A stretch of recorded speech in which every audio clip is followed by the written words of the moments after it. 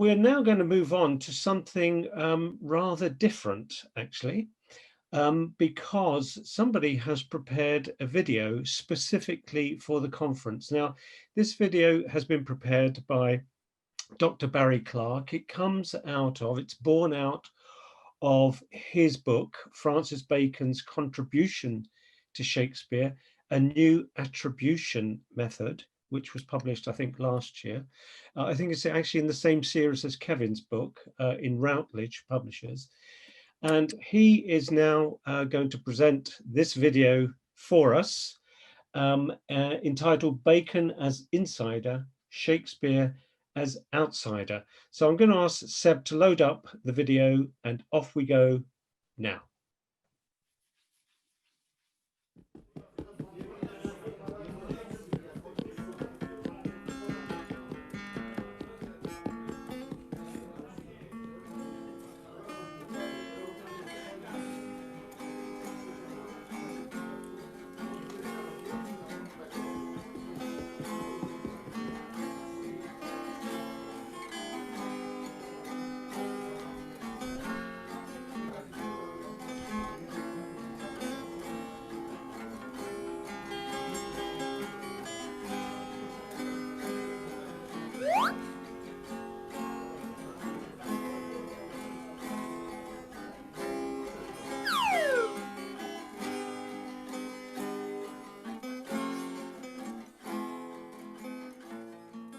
On the 12th of December, 1594, Henry Helmes, a law student at Gray's Inn, was elected Lord of Misrule for their Christmas revels.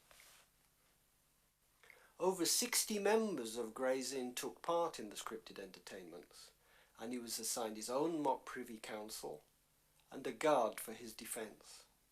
One member who contributed to the festivities was Francis Bacon, who had been elected one of the two treasurers of Gray's Inn the year before, a position that allowed him to oversee the organisation of the revels. It was at these revels that the first known performance of the Comedy of Errors took place, and as we shall see, William Shakespeare of Stratford, being an outsider, was absent. Bacon wrote the speeches for the 6 mock privy councillors, a point that few scholars dispute, and which both the Oxford Francis Bacon and the major works acknowledge. In November 1660, his scientific philosophy, along with the work of Galileo, was acknowledged by the mathematician John Wallis as the inspiration for the Royal Society of London. In his political life, he rose to become Solicitor General, Attorney General, Lord Chancellor, and at one point, when King James went to Scotland, he acted as temporary Regent of England. Our purpose here is to focus on the 1594 Gray's Inn Christmas Revels, an account of which has been left to us in the Gesta Grayorum, a 68-page pamphlet that was published much later in 1688. In addition to providing a detailed commentary on the revels, it gives the names of all the participants as well as a complete transcript of the speeches that were delivered. It appears to have been written shortly after the revels had ended, when events were fresh in the mind of its compiler. When the plague struck London in August 1592, town officials sealed up the doors of any house they thought was infected. Where the infectious pestilence did reign, sealed up the doors and would not let us forth. Public houses and theatres were closed, and with a fatality rate of 50 to 60% following infection. By the end of 1593, the disease had taken away 1/10 of London's 150,000 inhabitants.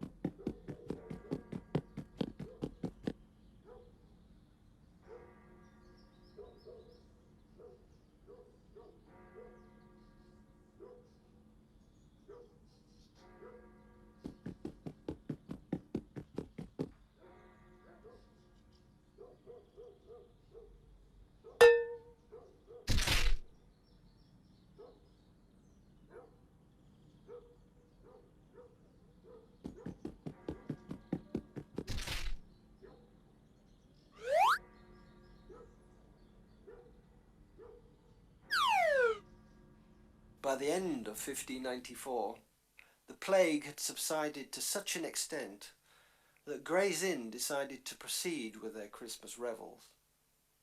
On the 28th of December, 1594, Innocents' Day, the Gesta Graiorum records that a comedy of errors, like De Plautus his Menaechmus, was played by the players. So how do we know that this was the same play that later appeared in Shakespeare's First Folio of 1623? Well, plays at Oxford and Cambridge University were usually performed in Latin, whereas plays at the Inns of Court were based on translations from Roman, Italian and Greek drama. The plays Supposes and Jocasta relied on translations from Italian plays. The Misfortunes of Arthur depended on a translation from Seneca, and the Comedy of Errors used translations from Plautus. In both the Comedy of Errors and the Revels proceedings, we find shared terms such as juggling, sorcerer, witchcraft, wretch and conjurer. In fact, the play is set in the Greek city of Ephesus. And Acts 19 of the New Testament records how St. Paul persuaded Christian converts to burn their books on magic. Finally, in the Comedy of Errors, a gold chain is purchased from Angelo the goldsmith. This does not appear in the Plautus version, and it seems to have been added to the plot to make a technical point about the difficulties facing contemporary contract law.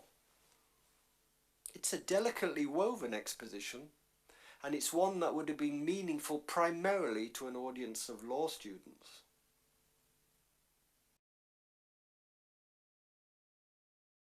So who performed the Comedy of Errors at Gray's Inn? Well, the idea that Shakespeare was absent seems to have first been made in 1913 by the Shakespearean scholar Edward Chichester Hart. He suggested that Shakespeare himself was perhaps not present, since he was acting on the same day before the Queen at Greenwich. The evidence for this is provided by a document in the Public Records Office, which is a warrant for payment to William Shakespeare and the Lord Chamberlain's men for their performance at court. And it was a performance on the same evening that the Comedy of Errors was being enacted at Gray's Inn. To William Kemp, William Shakespeare and Richard Burbage, servants to the Lord Chamberlain, upon the Council's warrant dated at Whitehall, 15th of March 1594. This means March 1595.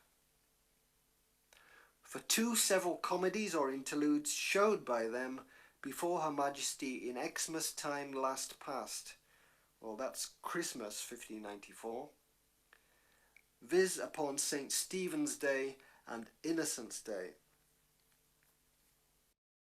The important detail here is the date of Shakespeare's engagement at court, Innocents' Day, which fell on the 28th of December 1594. Unfortunately, Sir Edmund Chambers refused to believe the court warrant, and instead convinced himself that the administrator had written Innocents' Day by mistake, so that Shakespeare was free to appear at Gray's Inn that evening. So is there any evidence at all that Shakespeare was at Gray's Inn that evening? The Gray's Inn pension book recorded all business conducted by the Gray's Inn committee, and what we see here is a transcript. Now, since the members of Gray's Inn were obliged to take on the cost of any entertainments, we're looking for a pension order that they should pay for a play by an outside company that had been enacted on the 28th of December 1594, Innocents' Day. There are entries before that date, and then the last entry shown here from 11th of February 1595 orders that 100 marks, which is about £67, is to be shared between the Gray's Inn players for their shows at the Queen's Court over Shrovetide. This is the reward paid by the Queen for the shows, which was distributed amongst the players. There's nothing here about asking them to foot the bill for an outside play, so let's look further. On the 8th of May 1595, the members are now ordered to contribute to the cost of the shows at court. This would cover the staging expenses incurred by Gray's Inn. Readers had to pay 10 shillings, ancients 6 shillings and 8 pence, outer barristers 5 shillings and everyone else 4 shillings. Again, there's nothing asking them to pay for the cost of a play on Innocents' Day. Now we've reached the 21st of May, 5 months after the Comedy of Errors was played, and all we have is another reminder to the members to pay up for the court shows. There's no evidence here that an outside company was hired to either write or perform the Comedy of Errors.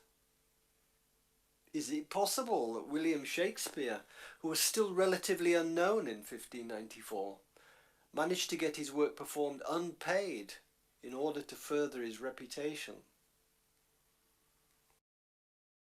Well, the dramatist Arthur Brooke was also a non-member of the Inns of Court, and in a Temple Parliament record from the 4th of February 1562, he had to be given special admittance to have his work performed, which, as we can see, was put on record.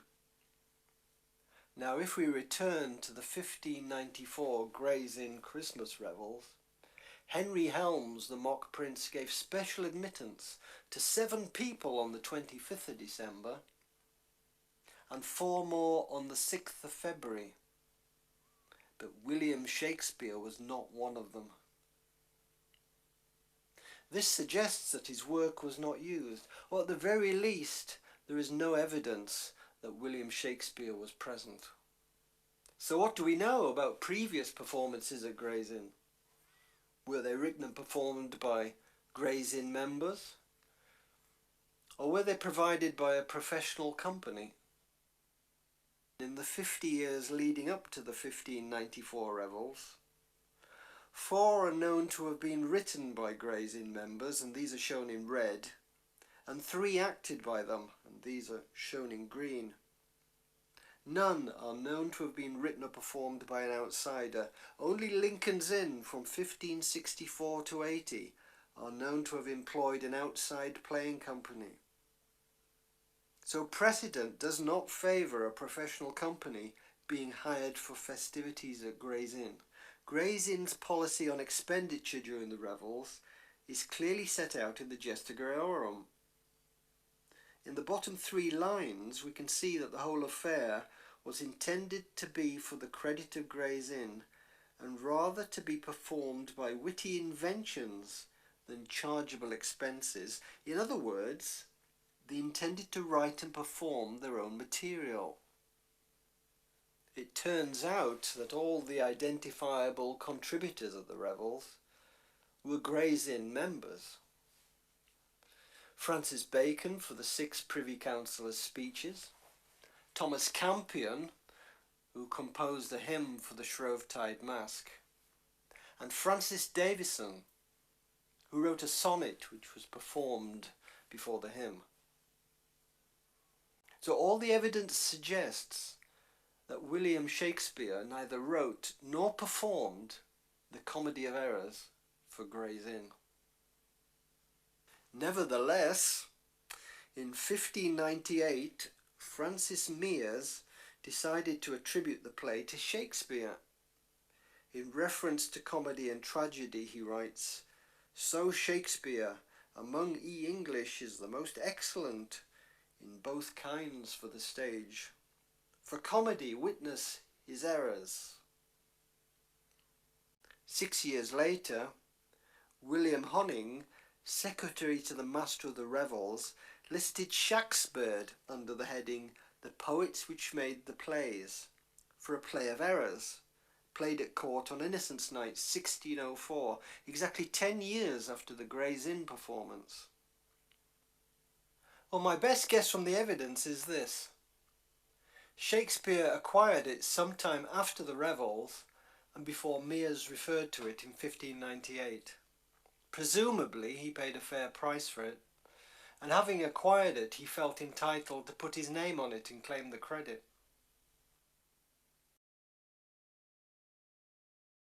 So what role did Francis Bacon play in all this? We know that he wrote the 6 Privy Councillor speeches at the revels, but is there any evidence that he contributed to a real play?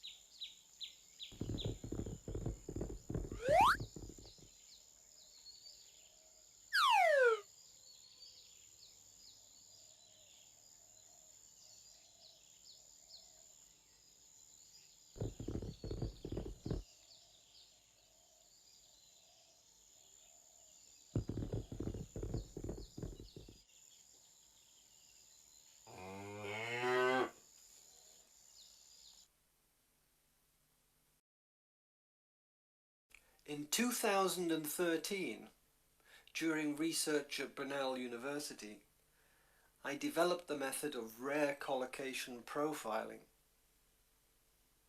The Early English Books Online database contains over 60,000 searchable texts before 1700.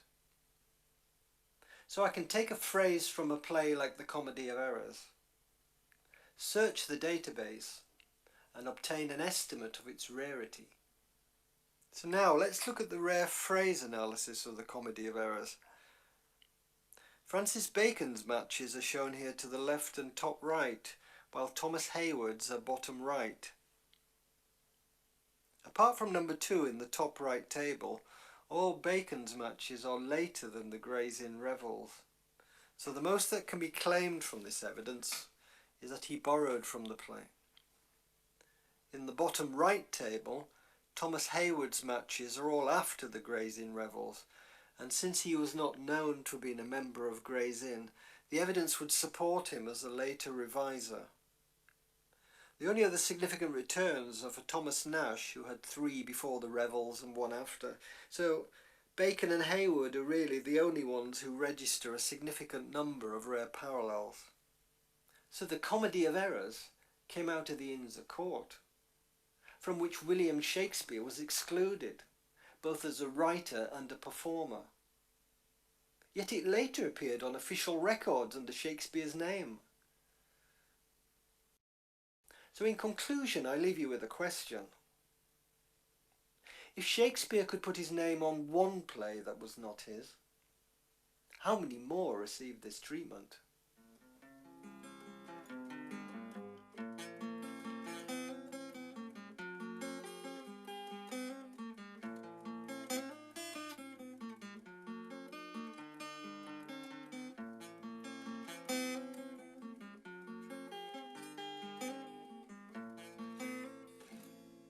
Well, there we are then. Thank you very much for that, Barry. Barry prepared that um, just for the conference, specifically for the conference. It's based upon his book, Francis Bacon's Contribution to Shakespeare, A New Attribution Method.